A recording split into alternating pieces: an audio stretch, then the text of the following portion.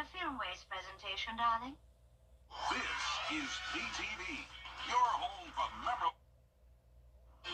It's going to be a soggy setup for us Wednesday and Thursday. For the first time in a while, we're finally getting some pretty high chances of rain. I'll have a look at the latest futurecast for that coming up.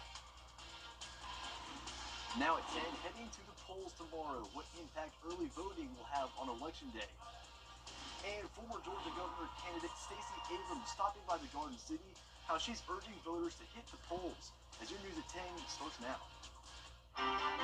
Live from Television Park, this is WJBF, News Channel 6 at 10 on MeTV. Good evening, everyone. Thank you for joining us for your news at 10. I'm Graham Lee. Brad has the night off. Coverage you can count on begins with the final time now for our first check of the weather, and for that we turn into our chief meteorologist, Jenna Petracci. Jenna. Well, Graham, it was a mostly dry day and also a pretty cloudy day, and some of us did pick up on some rain. Here's the latest on Live Viper 6. Notice we're still tracking some light shower activity in Washington, parts of Jefferson, and Johnson counties. So there you can see it, just the light rain, and you can also see it on the roadways here on our Terry Lambert Hyundai Skyview cam. So Swainsboro definitely got their fair share of that light rain today. It's breezy as well and very cloudy outside. Our temperatures today were on the warmer side, especially when it comes to that low of 58 degrees. Notice on average we have temperatures in the mid-40s as we go about our November mornings, but that will not be the case anytime soon. And in the afternoons, it's getting nice and warm. We were in the upper 70s today, and tomorrow we could see some 80s. So right now we're sitting in the upper 60s to around 70 degrees. That's the case in Evans, Louisville, you're at 68, only 65 in Aiken, Wrightsville at 67, and 68 in Edgefield. Dew points have also climbed into the 60s, even some upper 60s in our southern line counties. So we do have this surge of moisture coming in, and that will bring us some rain chances over the next several days to come. Winds are pretty breezy, up to around 10 miles per hour sustained, and the gusts are currently up to 22 miles per hour in Thompson, 20 in Waynesboro and Barnwell, 16 in Bamberg, 19 in Aiken, 21 in Edgefield. So breezy and cloudy night for us. Not much going on though across the East Coast, but out to the west we're watching this cold front, and that'll bring us rain chances on top of that surge of tropical moisture coming in. So we're watching Raphael. We will not have direct impacts from this, but we definitely will see some of those high rain chances as we go throughout the middle of the week. So coming up, I'll have a look at your futurecast and your full 10-day forecast. But back to you, Graham. Jenna, thanks. And Augusta Election Day will find. And it's going to be a mostly cloudy and breezy week for us with warm temperatures and those high chances of rain coming into the picture Wednesday and Thursday as we watch the tropics. I'll have your full forecast when we return. The death. We were in the process of a new construction and we needed durable floors, and that's what led us to A&D. We love that they were a locally family-owned business and they have a friendly and knowledgeable staff. A&D has a beautiful showroom with a lot of options to choose from. We ended up with the Mannington Wheat. It makes their home very inviting. They did a phenomenal job throughout the whole process. We would highly recommend A&D to anyone looking for new flooring. A&D Carpets and Hardwood. Come see us today. Hey, want to know how many people? Now, your most accurate forecast with WJBF Live Viper 6. Welcome back. I hope you had a great Monday. Here's the latest on Live Viper 6. A few lingering showers from Emmanuel County up to around Hancock County. Right now, right over Wrightsville is where we have some of that light rain. This is all super light activity. We had no heavy downpours today, and most of the CSRA did remain dry. Aiken right now on our Terry Lambert Hyundai Skyview cam does look a little bit damp outside though, with some showers that came through earlier. It's also very cloudy out there with temperatures on the mild side. So this time of the year is usually when it's pretty chilly out there, but that will not be the case anytime soon. We're sitting in the upper 60s, and tomorrow morning when you're headed out the door, it'll still be in the 60s. East wind of 8 miles per hour sustained. Temperatures anywhere from around 65 to 70 degrees. And as for our satellite and radar, you can see some of those showers anywhere from South Carolina down to Florida, but not much of it. It's really this cold front that has the bulk of the rain associated with it, and even was producing some severe storms and tornadoes earlier. We'll be watching this cold front as it makes its way towards the East Coast, and of course we'll also be watching Tropical Storm Raphael. This formed at 4 o'clock today. It's to the south of Jamaica. It is a strengthening storm, but don't let this worry you. So as you can see here by the cone of uncertainty, It is certain that it will not be moving into the CSRA. There's still a very large cone here, but notice that goes anywhere from the far western portion of the Florida Panhandle down to around the coastline of Texas. So this is going to be making a turn towards the west, and on top of that, it's also going to be weakening pretty significantly, and that's because in the Gulf of Mexico, there's some pretty cool temperatures this time of the year, and also a lot of wind shear. So that'll cause the storm to go from what will be a Category 1 hurricane when it moves through Cuba back down to a tropical storm. Now, nonetheless, that will be bringing a lot of moisture in from the Gulf of Mexico, and it will increase our rain chances starting on Wednesday. But in the meantime, for your election day forecast, keeping just that 20% chance of rain, high of 80 degrees, but then those rain chances go up Wednesday and Thursday, and just back down to a 20% chance to finish off the week. So we could certainly use some rain. As you know, it has been super dry since Helene. I know we're all starting to get used to not having to worry about the rain. So please don't let this catch you off guard. If you still have some roof damage from Helene, you need to prepare for the potential of some heavy downpours for the first time since we've had that damage from the storm. Here's Tuesday, though. When you're headed out voting, you don't have to really worry about anything other than a few stray showers. Heavy downpours, though, possible starting Wednesday afternoon. Look at all of that coming in. So once again, this is not Raphael, but it is a lot of tropical moisture. So here's a closer look at home as we go into lunchtime on Wednesday is when we'll start to see some rain. So it won't all be heavy, but there will be some isolated pockets of heavier activity along with a few thunderstorms. And overall, we'll have around 2 to 3 inches of rain. We could have the possibility of some flash flooding as we go into Wednesday and Thursday. So we'll be monitoring that closely. But as you can see, it's also staying very warm. Even into next week, we'll continue to see those highs in the 70s, lows in the 50s and 60s. And I know that you guys have been talking about it for the past month of October, the driest October on record. Yeah, it was. So we could use this rain, Graham. It's very beneficial, but of course still bad for those with the damage on their roofs. Right, still dealing with that damage. Well, of course, the weather plays a huge role in our daily lives, and that includes the big day tomorrow with Election Day. Yep, here's meteorologist Miller Hyatt with a look at what usually happens on this important day in the Augusta area. Hello everyone, meteorologist Miller Hyatt here with a look at Election Day weather history. Now we have Election Day every year, but presidential elections such as this one occur every 4 years. But when we look at Election Day every year, the average high between 1991 and 2020 is 72.2 degrees. The warmest election day was in 2017 with a high of 84. Check out the coldest election day, only 46 degrees. That was the high, so pretty cold as people head to the polls in 1930. On average, election day is pretty dry with less than a tenth of an inch of rain on average, but it can get pretty wet, such as back in 1963. Check out the rainfall of 1.20 inches. So it was a soaker on election day back in the 60s. So presidential elections, breaking it down even further, like I mentioned, every 4 years we have a presidential election. Back in 2020, we had a high of 70 degrees. It was dry. 2016, we had a high of 69 degrees. It was also dry. Check out 2012. The high was only 52 degrees with a little bit of rain. 2008, high of 66 degrees with a trace of rain. And 2004 is pretty warm with a high of 83 degrees. So notice the temperatures can vary quite a bit between the election years. So beyond the forecast is my weather blog. You can find that on WJBF.com/weather. Coming up is Election Day Eve, where both candidates stand as your news continues. There's a lot to the battle. Now, WJBF sports coverage you can count on. The South Carolina Gamecocks are still relishing in their 44-20 upset win over the Texas A&M Aggies. And the SEC Conference took note, honoring 3 Gamecocks as Players of the Week, and one of those being freshman quarterback Lenoris Sellers. Sellers threw for a career-high 244 yards, completed 13 of 27 of his passes, and threw for 2 touchdowns. He also had a career performance on the ground, rushing for a career-high 106 yards. The Gamecocks tallied 530 total yards of offense against the Aggies, scoring 44 points, and Sellers is just the 5th quarterback to have over 500 yards against Texas A&M over the last decade, and he joins an elite group of quarterbacks to do so. Joe Burrow, Lamar Jackson, Tua Tagovailoa, and Bryce Young. Head coach Shane Beamer with some high praise for his young quarterback. Just saw his dad out there in the hallway and told his dad he's got one hell of a son, and he does. I mean, that kid is just, he's special. he just continues to get better. The Gamecocks will look to become bowl eligible as they travel to take on Vanderbilt. Kickoff at 4:15 p.m. And head coach Shane Beamer and the fans, they were fired up after the upset win, but unfortunately came with consequences. As the clock hit 0, students climbed out of the stands and onto the field to celebrate with the team.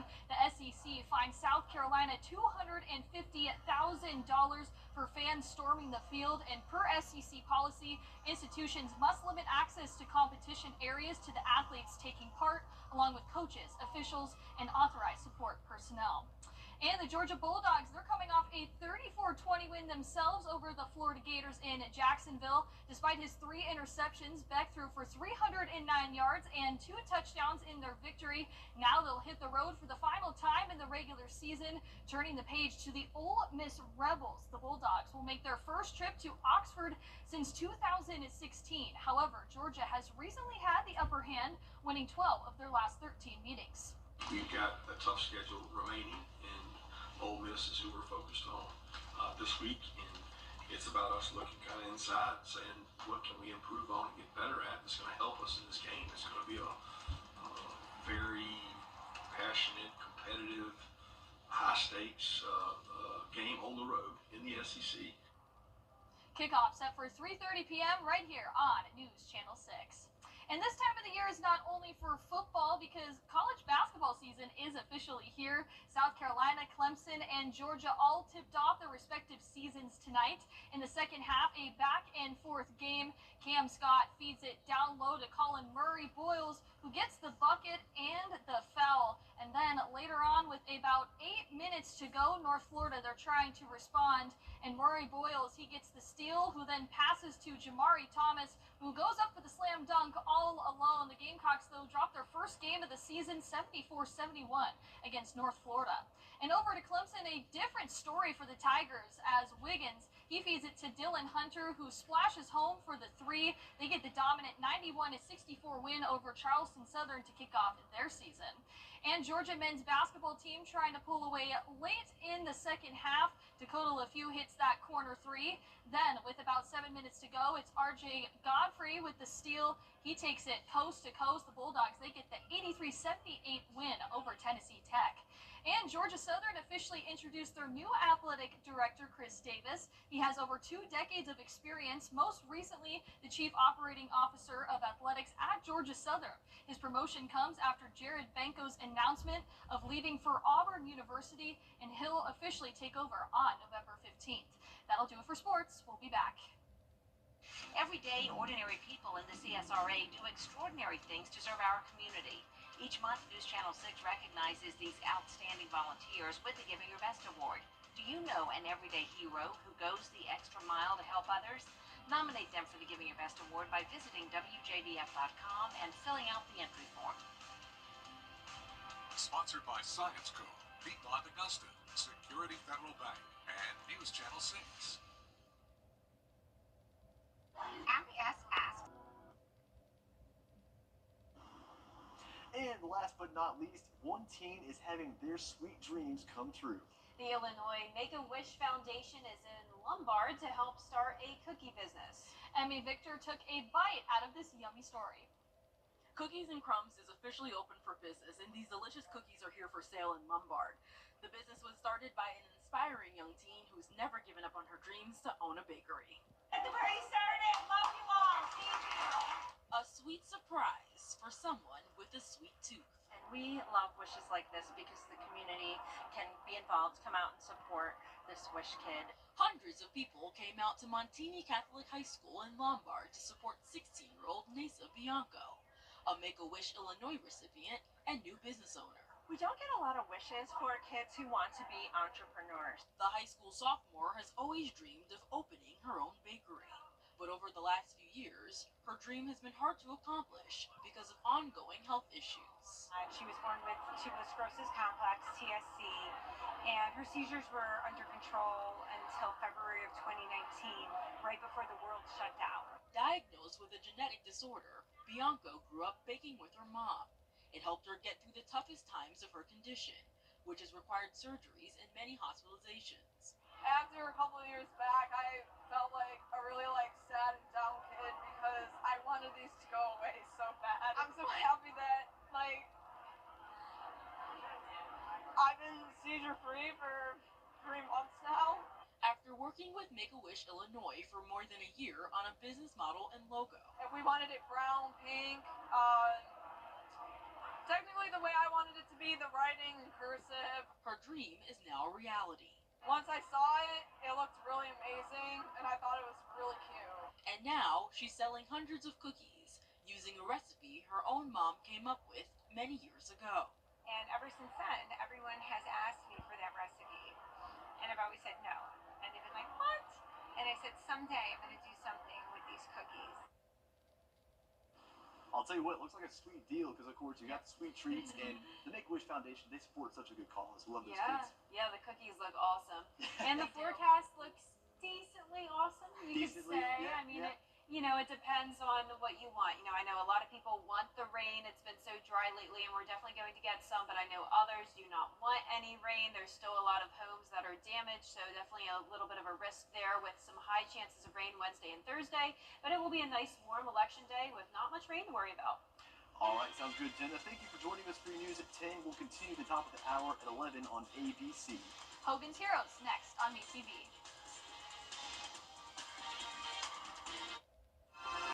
Well, it's time to get the umbrella ready for the first time in a while. We are tracking some significant chances of rain as we go throughout the middle of this week. I will have the latest forecast coming up. Right now, on News Channel 6 at 11, the clock is ticking till Election Day. What impact early voting will have on the presidential election. And we're also talking about election security, what the Board of Elections has in place to keep you safe at the polls. Your news at 11 starts now. Live from Television Park, this is WJBF News Channel 6 at 11.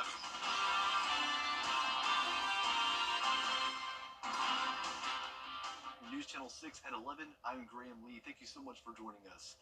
Coverage you can count on begins with the final countdown to the 20. It is time now for our first check of the weather. For that, we turn to our chief meteorologist, Jenna Petracci. Jenna. Well, Graham, it was a warm day, also a cloudy day, and you may have even run into a few raindrops, especially if you are in our southern and western Lyon counties here in the CSRA. You can see here on Live Viper 6, we're still tracking some light showers there in our western counties, so places like Tolliver and Hancock County, seeing just the slightest amount of rain late this evening, but overall it is mostly dry. Here's a look at our Terry Lambert Hyundai Skyview cam. Damp there in Aiken. Some showers came through earlier, and today you can see we made it to a high of 79 degrees, so well above average, especially with that low of 58. Notice on average we have temperatures in the mid-40s to start these November mornings, but it is really not feeling like November with these warmer temperatures, and still no rainfall reported at Augusta Bush Field. Around the CSRA, upper 60s through around 70 degrees at the moment. Augusta at 68, 67 in Gibson, Aiken at 65, coolest spot would be Edgefield at 64, but still at 70 in Waynesboro. Dew points are pretty high, especially in our southeastern counties, 68 in Allendale and Sylvania. Drier air up towards the northwest, but all of this moisture is coming in, and that will eventually lead to some higher rain chances starting on Wednesday. Breezy as well, winds up to around 8 miles per hour sustained, and the gusts are up to 25 miles per hour in Edgefield, 23 in Aiken, 20 in Barnwell, so a pretty breezy night for us. You can see not much going on, though, across the East Coast. We're watching this cold front to the west of us. All of this rain will be moving in our direction on top of a surge of moisture coming in from the tropics. We're watching Raphael. We will not have direct impacts from this storm, but we are going to see some rain due to that moisture coming in from the Gulf. So coming up, I'll have a look at the latest track for Raphael and your future cast. So stay with us, but back to you, Graham. Jenna, thanks. Georgia seeing record. Coming up, tornadoes carry through Oklahoma City. We'll hear from a storm victim after the forecast. And mostly cloudy and breezy conditions for us this week, along with the warm temperatures and rain chances going up. I will have a look at the future cast and the latest on the tropics when we return.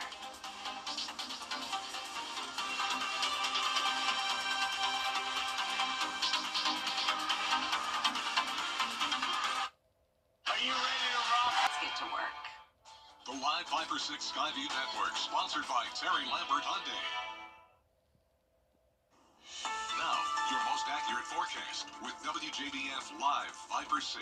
Good Monday evening. Thank you for joining us late tonight. You can see it is dry here on our Terry Lambert Hyundai Skyview Cam in Waynesboro. It's also pretty mild outside with some dense cloud cover. So 68 degrees and overcast, east winds of 6 miles per hour, dew point of 64. Visibility okay for now, but it's possible that we could see some patchy fog tomorrow morning along with the cloud cover. Upper 60s for the most part, but right at 70 in Waynesboro, and same thing in Allendale. Speaking of Allendale, we are seeing some passing showers at the moment. Those are in the Midlands, and then some more out to the west of us as well. But anywhere from around McCormick County down to Screven County, nice and dry. So not much activity here along the East Coast, but we are watching that cold front out to the west of us with low pressure in Kansas. This is a pretty strong line of storms, but it will be weakening. Still bringing some heavy rain, though, as it makes its way towards the East Coast. And on top of that, we're watching Tropical Storm Raphael. Winds are at 45 miles per hour. It's moving northwest at 12 miles per hour, getting ready to move into Jamaica as a tropical storm. And then, unfortunately for Cuba, it will be strengthening up to a Category 1 hurricane, a pretty strong one at that, up to around 90 mile per hour for the wind speed. But the good news for the Gulf Coast of the United States is that once this enters the Gulf of Mexico and goes into some cooler water temperatures, it will start to weaken back down to a tropical storm. And there's also a lot of wind shear here, so that will really help to tear the storm apart. Regardless, though, this is bringing in a lot of tropical moisture, and that's why we're going to be seeing some rain chances, even though we won't be directly impacted by Raphael. But for Election Day tomorrow, not much rain. The chances increase on Wednesday and Thursday, and we could even have a few thunderstorms. Overall, this rainfall is beneficial. As you know, we have not had significant rain since Hurricane Helene. Now, the problem with that is the fact that a lot of people still have damage, especially to their roofs with some tarps in place.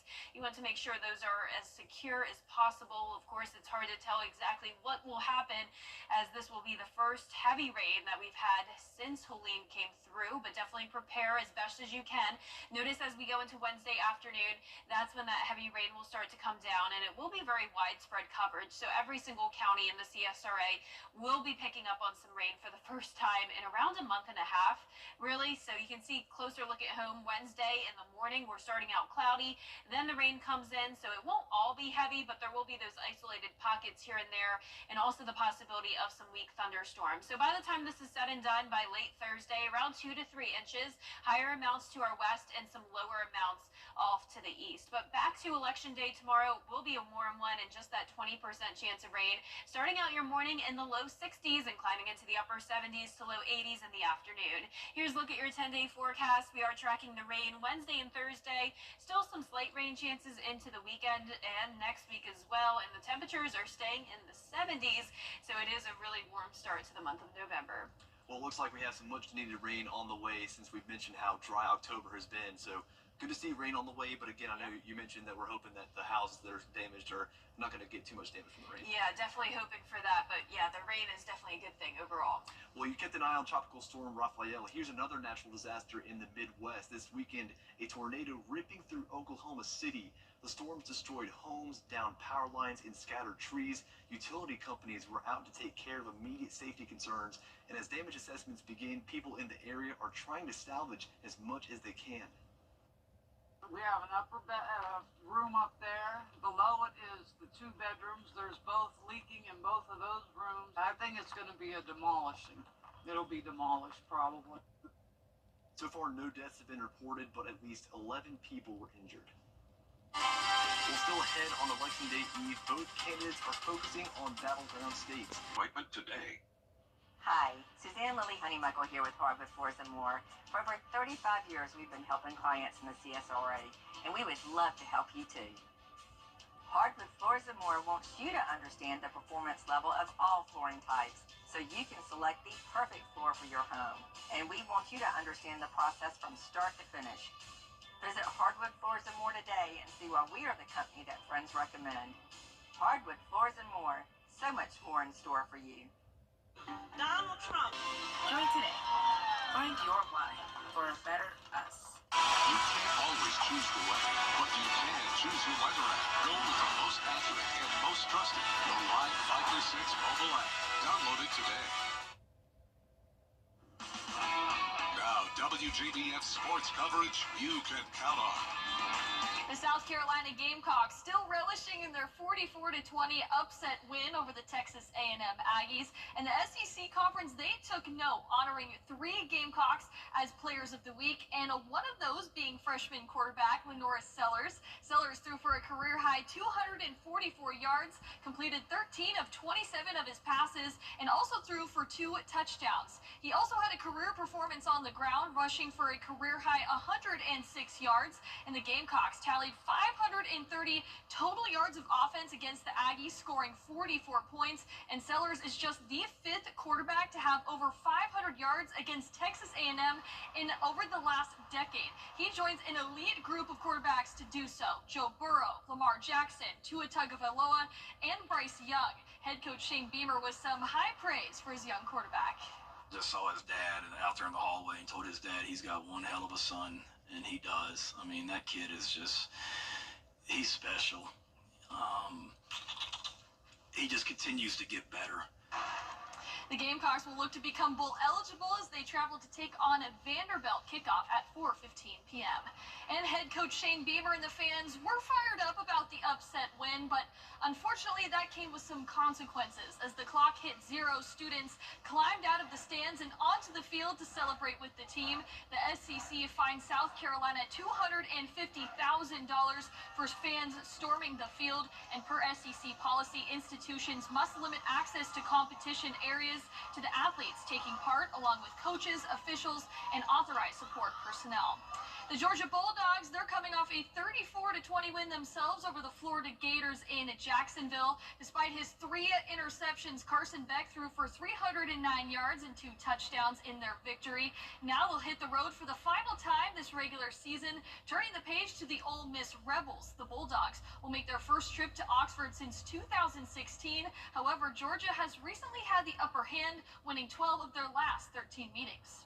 We've got a tough schedule remaining, and Ole Miss is who we're focused on this week, and it's about us looking kind of inside and saying, what can we improve on and get better at that's going to help us in this game. It's going to be a very passionate, competitive, high-stakes game on the road in the SEC.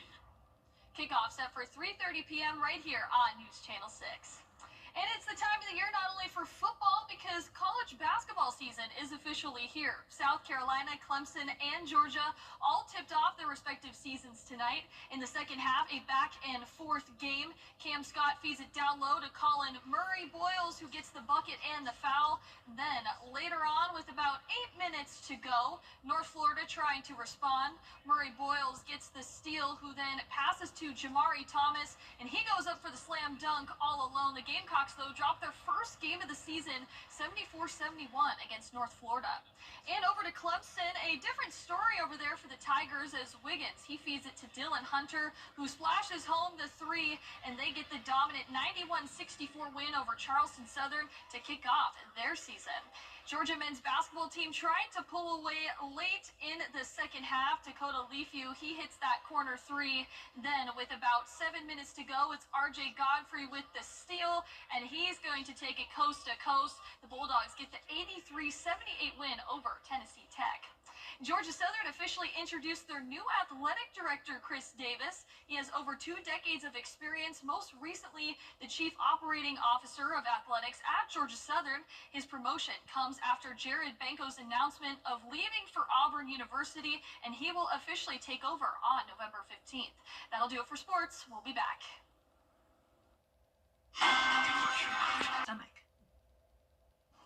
Here's a final look at your 10-day forecast. We will have a slight chance of rain for Election Day, then some higher rain chances Wednesday and Thursday. Temperatures are staying warm all week long and even into next week. A slight rain chance and those warm temperatures. So finally, some rain here, guys.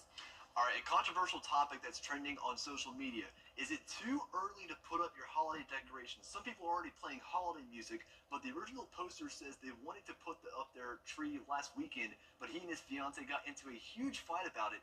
His fiance says her family would put the decorations up after Thanksgiving, and that it's wrong to ignore the one holiday that is all about giving thanks. So who's right on the poster? Is it the poster or the fiance?